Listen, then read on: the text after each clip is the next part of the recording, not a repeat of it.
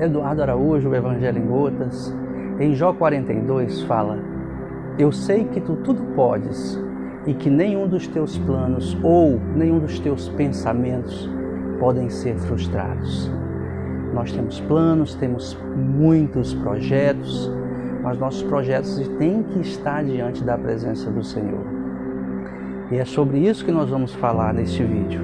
Fica ligado, deixa teu like, deixa teu tá legal, faz tua inscrição no nosso canal para você ficar recebendo nossos vídeos devocionais, compartilha com os amigos, é sempre bom levar essa palavra para as pessoas.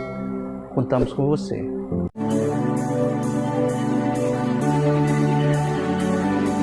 Vamos à palavra então?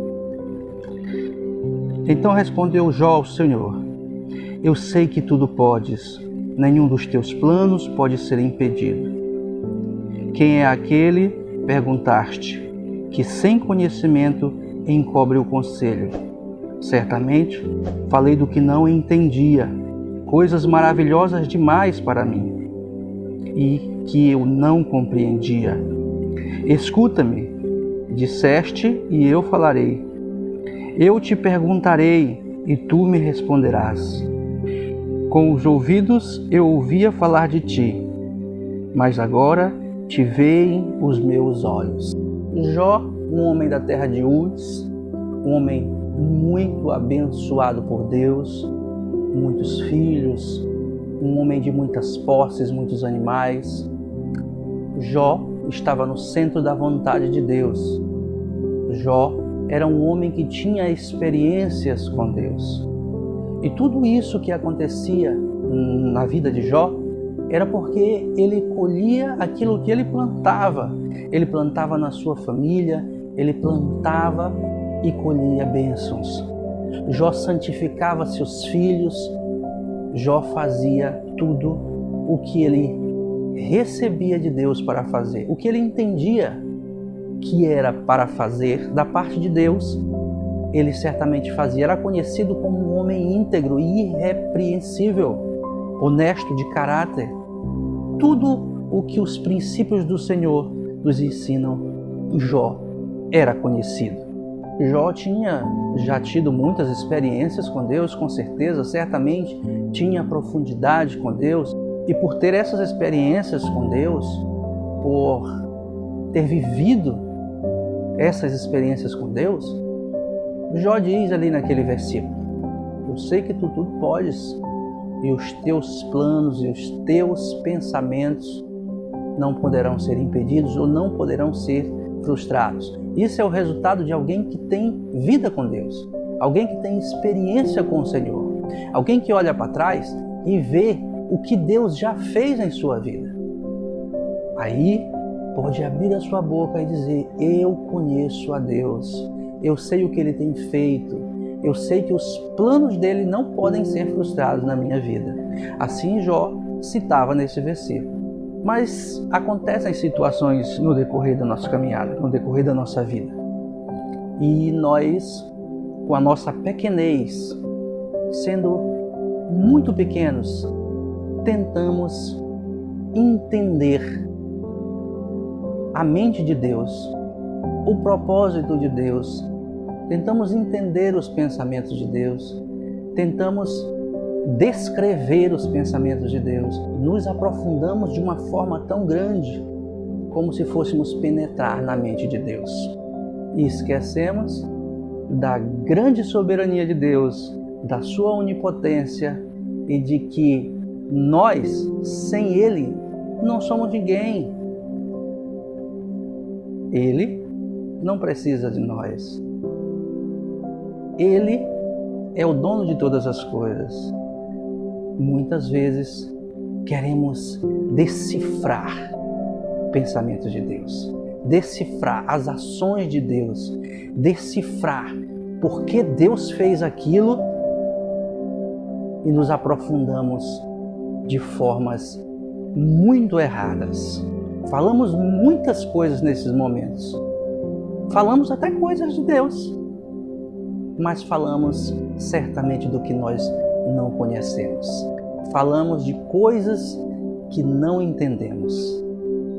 Em Isaías 55, 8 e 9, nós podemos entender um pouco do que fala esse versículo de Jó. Essa situação de nós tentarmos entender a mente de Deus. Vamos para a palavra? Isaías 55, 8 e 9. Pois os meus pensamentos não são os vossos pensamentos, nem os vossos caminhos os meus caminhos, diz o Senhor. Assim como os céus são mais altos do que a terra, assim são os meus caminhos mais altos do que os vossos caminhos, e os meus pensamentos mais altos do que os vossos pensamentos. Tentamos entender a forma de Deus agir, mas jamais vamos conseguir. A soberania de Deus não nos deixa, não nos permite chegar a esse patamar. Entender o que Deus tem, o que Ele faz, como Ele age, o que Ele determina, de que forma devemos fazer. Muitas vezes a nossa mente entra em parafuso.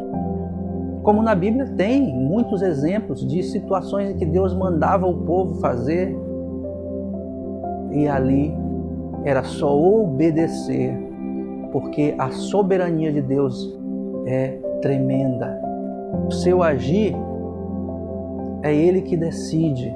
Os pensamentos dele não são os nossos pensamentos. Os olhos de Deus não são os nossos olhos. Como Ele age, como Ele determina, não é como nós pensamos. E no versículo 4 nós podemos ver a experiência de Jó com Deus, como Deus olhava para Jó. Então, Deus pergunta a Satanás: observaste o meu servo Jó? Homem íntegro. Essa era a visão de Deus para Jó. Assim revela a experiência de Deus com Jó. Jó conversava com Deus, Deus falava: ouve-me e te falarei, pergunta-me e te responderei. Ele tinha um canal direto com Deus. Pela sua integridade, por se colocar diante da vontade de Deus, por se colocar no lugar certo, por servir, por crer, por agir como o Senhor nos quer que hajamos. É essa intimidade, é essa profundidade que nos faz estar cada dia superando as experiências, superando as situações, superando todas as dificuldades. Porque quando nós nos colocamos no centro da vontade de Deus, o Senhor nos dá o escape sempre.